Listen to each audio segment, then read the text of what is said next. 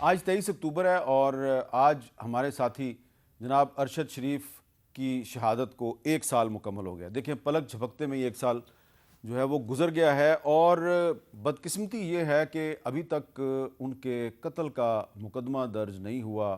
Supreme court کے chief justice نے بھی کچھ سماعتیں کیں، اور اس کے علاوہ پاکستان سے انویسٹیگیشن کے لیے ٹیمیں کینیا بھی گئیں، سب کچھ ہوا، لیکن ارشد شریف کے قتل کا مقدمہ ابھی تک درج نہیں ہوا۔ تھوڑی سی میں چاہتا ہوں اس پہ بھی آج بات کر لیں۔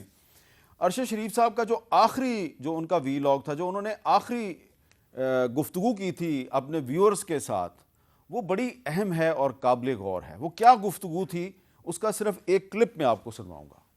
General Asim Munir director general military intelligence بھی رہے ہیں، ڈائریکٹر جنرل ISI بھی رہے ہیں، اس کے بعد انہوں نے گجرانوالہ میں کور بھی کمانڈ کی، اور آج کل کوارٹر ماسٹر جنرل کے طور پہ GHQ میں اپنی خدمات انجام دے رہے ہیں۔ انتہائی نفیس آدمی ہیں، شریف النفس آدمی ہیں، اور حافظ قرآن بھی ہیں، اور جمہوریت پہ، جمہوری لیڈرشپ پہ اور سولین اتھارٹی پہ ان کا اعتماد بالکل ہے کہ یہ معاملات سولین لیڈرشپ کو ہی چلانے چاہیے۔ ایک بڑا بے داغ قسم کا ان کا کیریئر ہے، بہت سی ان کی کنٹریبیوشنز ہیں پاکستانی فوج کے لیے۔ آپ دیکھیں کہ ارشد شریف صاحب جو ہیں، انہوں نے یہ وی لاگ کیا تھا نئے آرمی چیف کی اپوائنٹمنٹ سے کچھ دن پہلے، اور وہ جنرل عاصم منیر صاحب کی جو خصوصیات تھیں ان کے خیال میں وہ گنوارے تھے۔ تو شعیب شہین صاحب، میں آپ سے یہ جاننا چاہوں گا کہ جو ارشد شریف جنرل عاصم منیر کی اتنی تعریف کر رہا تھا، اس کو چند دنوں کے بعد قتل کر دیا گیا، تو اس قتل کے پیچھے وہ لوگ بھی تو ہو سکتے ہیں جو جنرل عاصم منیر کا راستہ روکنا چاہتے تھے؟ کوئی بھی ہو سکتے ہیں، لیکن بات یہ ہے کہ یہ جنرل عاصم منیر کی بھی ذمہ داری ہے، ہمارے ریاستی اداروں کی بھی ذمہ داری ہے، ہماری ISI کی بھی ذمہ داری ہے، ڈگ آؤٹ کریں ایکچول کلپریٹس کون تھے۔ مجھے بتائیں، سب سے پہلا دیکھیں، یہ تو نہیں ہو سکتا کہ کینیا میں اس کا کوئی دشمن بیٹھا ہوتا اور انہوں نے مرڈر کر دیا۔ پلانرز تو پاکستان میں تھے نا، جو اس کے دشمن تھے پاکستان میں تھے، جو بھی اس کی کڑیاں ہیں پاکستان سے نکلیں گی نا۔ جنہوں نے 16 سے زائد اس کے خلاف FIRیں کاٹی تھیں، وہ مدعی کون تھے؟ ان مدعیوں کو اگر آپ ٹریس کر لیں گے، سپریم کورٹ میں کیا کہا جی، ایک مدعی ملا ہے، باقی مدعیوں کا نہیں پتا، ہمیں کہا گیا تھا کہ FIR کاٹ دیں، ہم نے کاٹ دی۔ وہ ان پولیس والوں کو اٹھائیں جنہوں نے FIRیں کاٹیں، اور وہ جو مدعی تھے ان کو اٹھا لیں، آپ کے پاس پورا قتل کی تحقیق سامنے آ اور اس کو جائے بھی گی۔ اٹھائیں جس نے ان کو پشاور ایئرپورٹ سے بیرون ملک بھجوایا۔ میرا نہیں خیال کہ ان کا کوئی رول ہوگا۔ کس وجہ کا؟ کیا ہے، میں بتاتا ہوں نا، کس وجہ کا؟ یہ ہے، کوئی بھی ہو سکتا ہے جس نے بھی بھیجا۔ دیکھیں اگر کوئی شخص، فرض کرو آپ کے ساتھ ایک محبت میں، کیونکہ یہ ارشد شریف کو تو یہ خطرہ تھا کہ میری زندگی ختم ہو جائے گی، اس نے چیف جسٹس آف پاکستان کو خطوط لکھے، اس نے پریزیڈنٹ آف پاکستان کو خطوط لکھے، اس کا مطلب ہے، اور وزراء نے مذاق اڑایا کہ جی وہ بھاگ گیا، بھگوڑا ہوا، یہ ہوا وہ ہوا، اس کی زندگی کو کوئی خطرہ نہیں۔ یاد ہے آپ کو؟ بات یہ ہے کہ اس نے اپنی شہادت دے کے ثابت کیا کہ وہ سچا تھا، اور اس کی زندگی کو جو خطرہ تھا وہ کینیا جا کر بھی بیچارہ نہیں بچا۔ ایک یہ چیزیں، ایک یہ کہ جس نے FIRیں کاٹیں اور کٹوائیں، دوسرا کس نے دبئی سے بھگایا اس کو، یعنی کون لوگ تھے کہ جس نے ایمریٹ سے ان کو، گورنمنٹ کو مجبور کیا کہ نہیں اس کو یہاں نہ رہنے دو، اور ایسی جگہ پہ وہ گیا جہاں سے اس کا ویزا تھا، وہ بغیر ویزے کے جا سکتا تھا، وہ کینیا۔ یہ دو اگر کردار سامنے آ جائیں، ہاں کسی کو یہ ہو ان گڈ فیتھ، اس نے کہا ہو کہ یار زندگی آپ کی خطرے میں، آپ کو میں سیف ایگزٹ دلاتا ہوں، اس کو تو اگر ان گڈ فیتھ کسی نے کیا ہے، اس کا قصور نہیں ہو سکتا۔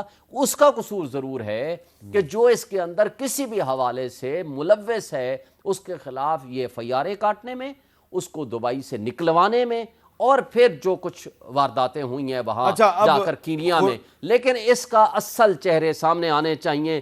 یہ بہت بڑا ظلم ہوا ہے، اتنا کمپیٹنٹ صحافی جس کی آواز کو اس انداز سے دبا دیا گیا، یہ ہمارے ملک کے لیے سب سے بڑا ظلم ہے۔ خرم صاحب، اگر نواز شریف صاحب چوتھی دفعہ وزیر اعظم بن جاتے ہیں تو کیا آپ کو یقین ہے کہ وہ ارشد شریف کا جو مرڈر کیس ہے اس کو کسی کنکلوژن تک پہنچانے کی کوشش کریں گے؟ جی، کوشش تو پوری کریں گے، اور اس میں اگر جہاں جہاں بھی ایویڈنس موجود ہے اس کو فالو اپ کریں گے۔ یہ چیلنج صرف ارشد شریف مرحوم کے لیے نہیں ہے، اب سار عالم کو کس نے گولی ماری یہ بھی تو ابھی پتہ کر رہا ہے نا ہم نے کہ کس نے گولی ماری تھی ان کو، اور جو مختلف صحافیوں کے اوپر وقتاً فوقتاً اس طرح کے ایشوز اٹھے ہیں، ان کا بہرحال ہمیں حساب لینا ہے۔ تو لہٰذا یہ ارشد شریف مرحوم کی صرف بات نہیں ہے، یہ پاکستان میں جو صحافیوں کے اوپر ایک مفتاد آتی ہے اس کی پروٹیکشن ہے. آپ خود چونکہ اس کے بھی وکٹم رہ چکے ہیں تو آپ کو زیادہ سمجھانے کی ضرورت نہیں ہے, لیکن یہ ایک ایشو بڑا لیکن سنجیدہ ہے. خرم اس صاحب, پارلیمان میں بھی بہت دفعہ گفتگو ہو چکی ہے, مختلف کمیٹیز میں گفتگو ہوئی ہے, ایکٹس بنے ہیں پروٹیکشن آف جرنلسٹ کے لیے, لیکن بہرحال اس پہ جو سنجیدہ کام ہے اس کی ابھی گنجائش ہے اور اس میں ابھی بہت کام انشاءاللہ ہونا ہے. لیکن مجھے یہ سمجھ آ چکی ہے کہ میرے پہ جو قاتلانہ حملہ ہوا تھا کراچی میں, اس کی تحقیقات کے لیے سپریم کورٹ کے چیف جسٹس کی سربراہی میں 3 ممبر انکوائری کمیشن بنایا گیا, جس کو ہیڈ چیف جسٹس صاحب کر رہے تھے اور 2 باقی بھی سپریم کورٹ کے ججز تھے.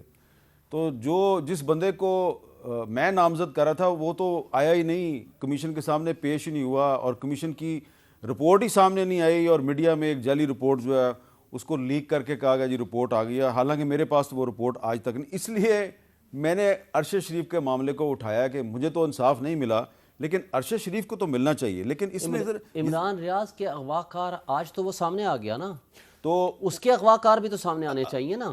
وہ اس کے لیے اگر پٹیشن فائل کریں تو پھر ہو سکتا ہے.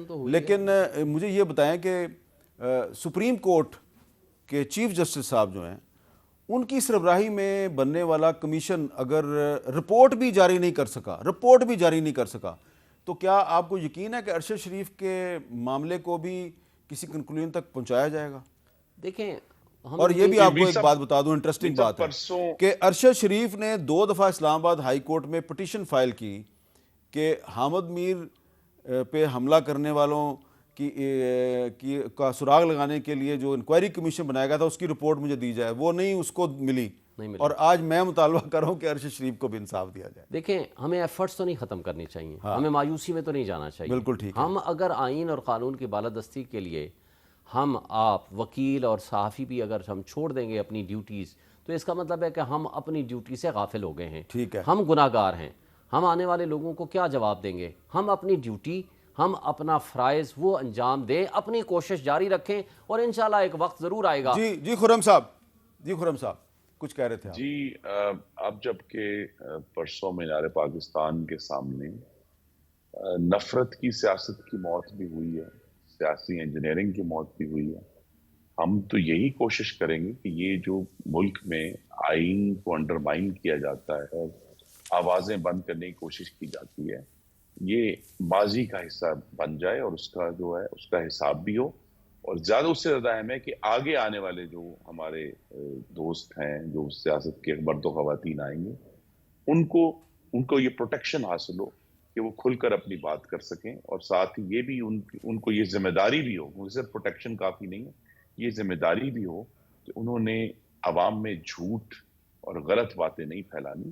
یہ دونوں طرف سے اکٹھے چلیں گے تو انشاءاللہ یہ جو آزادی اظہار ہے جس کی پاکستان کو بطور ایک جمہوریہ کے بے حد ایک فاؤنڈیشنل ڈیوٹی ہے ہم سب کی پروٹیکٹ کرنا, اس پر چل کر ہی ہم آگے بڑھ سکتے ہیں.